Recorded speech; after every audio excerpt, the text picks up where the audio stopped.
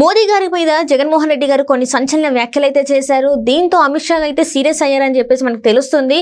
ఇప్పుడు ఈ కామెంట్స్ తోని ఏపీలో ఆట మరి మొదలు కానుందా? కొత్త ఆటలు మరి కనిపించబోతున్నాయా? సో ఈ అంశాన్ని మనకి వివరించడానికి మనతో పాటు ఉన్నారు ప్రముఖ రాజకీయ విశ్లేషకులు అడిసిమల్లి శ్రీనివాస్ గారు. నమస్కారం సార్. నమస్కారం అండి. సార్, ఇప్పుడు చూస్తుంటే జగన్మోహన్ రెడ్డి గారు మోదీ గారి పైన కొన్ని వ్యాఖ్యలు చేశారు. ఏంటంటే ఎన్డీఏ కూటమి ఒకవేళ పూర్తి మెజారిటీ వస్తే మాత్రం నేను స్టీల్ ప్లాంట్ని ప్రైవేటీకరణకి అడ్డుకోను, రావద్దు అన్నట్టుగా తను చెప్పడం జరిగింది. అంటే జగన్మోహన్ రెడ్డి గారికి ఇష్టం లేదంటారా మోదీ గారు గెలవడం? ఇప్పుడు వంకలేనట్టు డొంకెట్టుగా వేసినట్టు వాళ్ళకు మెజారిటీ తోటి సంబంధం ఏముందండి మనకి? నీ రాష్ట్రంలో విశాఖ ఉక్కు ఆంధ్రుల హక్కు అని సాధించుకున్న ప్రాజెక్ట్ అది, ఆ ఫ్యాక్టరీ. దాన్ని వాళ్ళు అమ్మేస్తారంటే నువ్వు ప్రాణం ఇచ్చాను ఆపాలి. దానికోసం అది తెచ్చుకోవడం కోసం ప్రాణాలు అర్పించారు. దాన్ని ఆపడం కోసం కూడా ప్రాణాలు అర్పించాల్సిందే. అంతేగాని వాళ్ళకి మెజారిటీ రావాలి లేకపోతే రాకూడదు ఈ కోరికలేటి అంటే నువ్వు వాళ్ళ మెజారిటీ వస్తే నువ్వు దద్దమ్మవా, నువ్వు మాట్లాడలేవా? ఇవన్నీ కాదండి. అతను ఏంటంటే ఆఖరి అంశం, అతనికి ఛాన్స్ లేదు ఇక్కడ. ఒకవేళ మోడీ గారు వాళ్ళతో నిజంగా వైరం అతను అంత దమ్ము ఉందా? వాళ్ళని దమ్ము ఉంటుంది అతనికి. ఆ మాట అనేసిన వెంటనే రాత్రి ఫోన్ చేసి కాల్ పెట్టించుకుంటాడు ఫోన్లోనే. వాళ్ళకి మధ్య నిజంగా వైరం లేదు. ఎన్నికలకు సంబంధించి పోటీ పడుతున్నారు తప్ప జగన్మోహన్ రెడ్డి వాళ్ళు విభేదించలేడు. ఈ 5 ఏళ్ళు అతను పూర్తి కోఆపరేట్ చేశారు వాళ్ళు. ఇతను కూడా పూర్తిగా సపోర్ట్ ఇచ్చాడు, బోల్డ్ డబ్బు కూడా ఇచ్చి ఉంటాడు. బీజేపీకి సంబంధించిన వాళ్ళు ఏడుస్తారు కానీ మనం ఎలా మాట్లాడుతుంటే బోరుమని ఏడుతున్నారు, రోధిస్తున్నారు వాళ్ళే. కానీ వాస్తవాలు వాళ్ళు రోధించినంత మాత్రం వాస్తవాలు కాకుండా పోతాయా? ఇవాళ టీడీపీ పెట్టుకుందంటే అది వాళ్ళ కర్మ. పెట్టుకోక తప్పని పరిస్థితి. ఎందుకంటే ఇలాంటి దొంగోళ్ళని, బూచోళ్ళని, రాక్షసుల్ని, నర్రూప రాక్షసుల్ని పెట్టేసి ఇక్కడ వాళ్ళు బలవంతంగా వీళ్ళు పెట్టుకునేలా చేశారు. చంద్రబాబు గారు కూడా మనస్ఫూర్తిగా పెట్టుకుని ఉన్నాడు, నాకు తెలుసు, నాకు అనిపిస్తుంది అలాగా. అంటే కూటమి అనేది ఎందుకు మరి ఇప్పుడు మనస్ఫూర్తిగా ఒప్పుకోకుండా ఏం చేస్తారండి? దేనికోసం అంటారు మరి? అంటే దేనికోసం ఈ కూటమి అంటారు మరి? వాళ్ళు ప్రేమించారు, ఈయన ప్రేమించాల్సి వస్తుంది. ఓకే, అంటే బీజేపీ వాళ్ళే కావాలనుకున్నారు. వాళ్ళకి అవసరం కావాలి కదా, వాళ్ళకి అవసరం. రేపు వాళ్ళు సీన్స్ ఇతర అయిపోయింది, అక్కడ పైన ఏమి లేదు, బొమ్మ అంతా ఖాళీ అయిపోయింది అక్కడ. వీళ్ళు కావాలి. జగన్మోహన్ రెడ్డిని పెట్టుకున్నారు అనుకోండి, దొంగోళ్ళతో పాటు దొంగోడు చెప్తే ఎవరన్నా వస్తారా కూటమిలోకి? చంద్రబాబు గారు చెప్తే వస్తారు. అని చేత ఈయన కావాలి, రేపు పొద్దున అవసరం ఈయనకి. ఎన్డీఏలో ఉండాలి ఈయన. ఎన్డీఏలో కొంచెం ఒక సీనియర్ పొలిటీషియన్స్, ఒక దక్షిణాదిలో ఒక ఎక్స్పీరియన్స్డ్ లీడర్ కావాలి వాళ్ళకి. వాళ్ళ అవసరం కాబట్టి ఆ అవసరానికి తగ్గట్టుగా రావయ్యా అంటే రాడు కదా ఈయన. అందుకని ఆ వచ్చి పరిస్థితులు కల్పించారు అక్కడ. అంతే, సింపుల్. ఇది చాలా సింపుల్ లాజిక్ ఇది. అంటే ఇదంతా ప్రజలు గ్రహించట్లేదు అంటే ఎందుకు గ్రహించారు కాబట్టి బీజేపీతో ఎందుకంటే మీకు అంటున్నారు. అంటే ఇప్పుడు ఎన్నికలు 20 రోజులే ఉంది కదా. అవునండి, ప్రజలు వద్దనుకున్నా ప్రజలు ఏ స్టేజ్లో ఉన్నారంటే వాళ్ళు వేసిన పాచిక ఉపయోగపడుతుంది. ఇప్పుడు ఏ రేంజ్లో జగన్మోహన్ రెడ్డి రెచ్చిపోయాడు అంటే టీడీపీతో ఎవరు గెలిచినా కానీ జగన్మోహన్ రెడ్డి వద్దురా బాబు అనుకునే స్టేజ్కి వచ్చింది. అర్థమైంది మీకు? కేసీఆర్ గారు ఏమన్నాడో తెలంగాణ కోసం గొంగళ పురుగునైనా ముద్దెట్టుకుంటా అన్నాడు. అదే స్టేజ్ జగన్ను వదిలించుకోవాలంటే ఎవరైనా పెట్టుకుంటే ఏ పెంటైనా తగిలించుకుంటాం మేము అనుకుంటున్నారు జనం. సింపుల్ అంతే. ఇదే లాజిక్. వాళ్ళమే ప్రేమ. ఇప్పుడు అందరినీ మనం అనలేమండి. బీజేపీ నిజంగా మంచి పార్టీ, ఈ దేశానికి అవసరమైన పార్టీ. మోడీ గారు, అమిత్ షా ఈ దేశానికి అవసరం లేని వ్యక్తులు. మిగతా వాళ్ళందరూ అవసరమే. వాళ్ళిద్దరే అంటే మరి వాళ్ళిద్దరు ఎందుకంటే దుష్టజన సాంగత్యం చేస్తారు కాబట్టి. వాళ్ళు ఆల్రెడీ పొత్తు పెట్టుకున్నారు.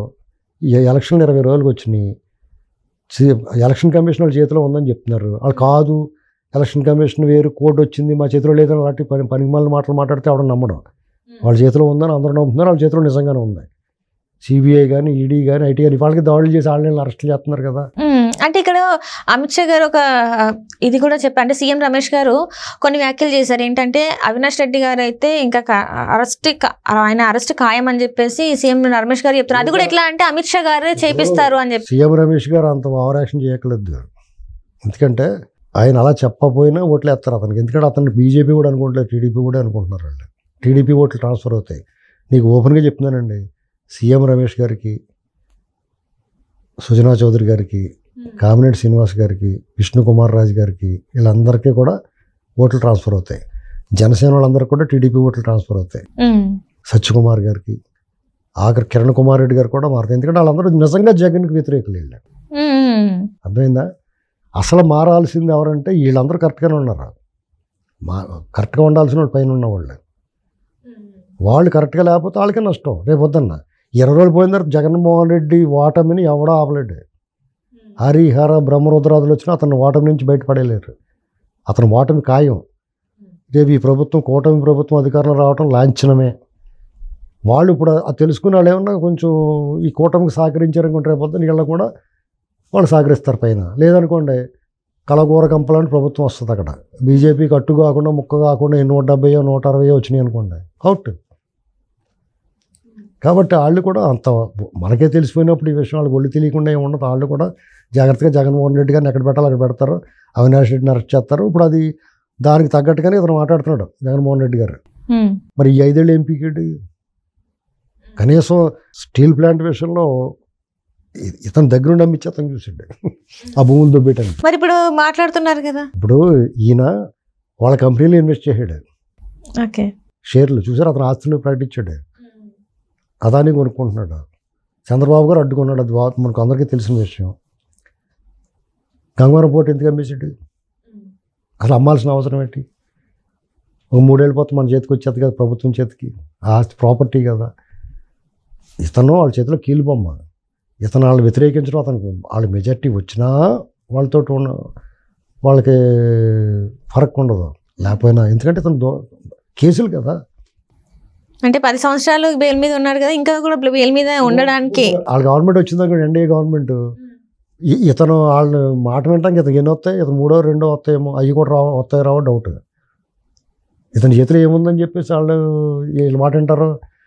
రేపు ఇతను గవర్నమెంట్ పోయిన తర్వాత రాజ్యసభ సభ్యులు అందరూ దూకేస్తారా? ఉంటారా? టీడీపీలో ఉన్నారా? ఇప్పుడు అందులోనూ కూడా ఉండరు. 10 మంది ఉంటే 10 మంది ఒకేసారి వెళ్ళిపోతారు. ఏం చేస్తాడు? ఇతను జైల్లో ఉంటాడు. అతను అక్రమాస్తుల కేసులో జైల్లోకి వెళ్ళకపోయినా 5 ఏళ్ళు చేసిన దుర్మార్గాలకి ఇతను జైల్లో పోతాడు. బయటకు రాడు. వచ్చి జన్మకు కూడా రాడు బయటికి. వచ్చి జన్మలో చూడాలా ఈ అక్రమాస్తుల కేసులు. ఈ 5 ఏళ్ళు చేసిన దోపిడీకి, దుర్మార్గాలకి, అరాచకాలకి ఇతను వచ్చి జన్మకు కూడా సరిపడగా ఇతని కేసులు ఉంటాయి. రేపు ఏం వదిలేస్తారా? అంటే కేవలం ఇప్పుడు సార్ నాకు అర్థం కాని విషయం ఏంటంటే ఈయన స్వలాభం కోసం మళ్ళీ బయట ఉండడానికి కోసమే ఇదంతా తాపత్రయపడుతున్నాడు, కానీ జనాల కోసం అయితే కాదంటారు. అసలు ఎప్పుడు కాదు. జనాలు అనేటువంటిది అతను వీళ్ళు వీరప్పన్ లాంటి వాళ్ళు అండి. ఏనుగు దంతాలు, గంధపు చెట్లు అన్ని కొట్టుకుని అమ్మేసుకుని ఏదో బాగా భిక్షం పాడేస్తారు కొంతమందికి. అలాంటి పరిస్థితి అవుతుంది. అలా ఎందుకుంటారో జనం, ఎవడు ఎక్కువ పెడతాడో వెనకలు పోతారా. ఇప్పుడు ఇతను 3000 ఇస్తారని వాళ్ళు 4000 ఇస్తారన్నారు పెన్షన్. ఇతను అమ్మఒడి అన్నారు, వాళ్ళు ఇంకోబడి అంటున్నారు. పైగా వాళ్ళు చేసిన సంక్షేమం ఇతను ఏం చేశాడు? వాళ్ళు చంద్రన్న బీమా చేశారు. అన్నా క్యాంటీన్ కొట్టేసిన తర్వాత అది ఎంతమందిని దూరం చేస్తుంది? ఇప్పటికే అన్నా క్యాంటీన్ పెడతానంటలేదు అతను. లేకపోతే రాజన్న క్యాంటీన్, వాళ్ళ బాబు క్యాంటీన్ ఏదో పెట్టాలి కదా. ఏమైనా జగన్మోహన్ రెడ్డి పని అయిపోయిందండి. అతను ఇప్పుడు మోడీ గారు వాళ్ళ దగ్గర తిన్నదానికి అతనితో ఇన్నాళ్ళు స్నేహం చేసిన దానికి కొంచెం మొహమాటంగా ఉన్నారేమో అనుకుంటున్నాను. రేపు మాపు వాళ్ళు కూడా రివర్స్ అయిపోతారా? బీజేపీ మోడీ భక్తులు ఏం బాధపడకలేదు, వాస్తవం ఇది. కాబట్టి దాన్ని చూసుకుని ఒళ్ళు దగ్గర పెట్టుకుని ఉండాలి ఎవడన్నా. ఆంధ్రప్రదేశ్ వరకు మీరు nothing. Right sir, right. Thank you so much sir.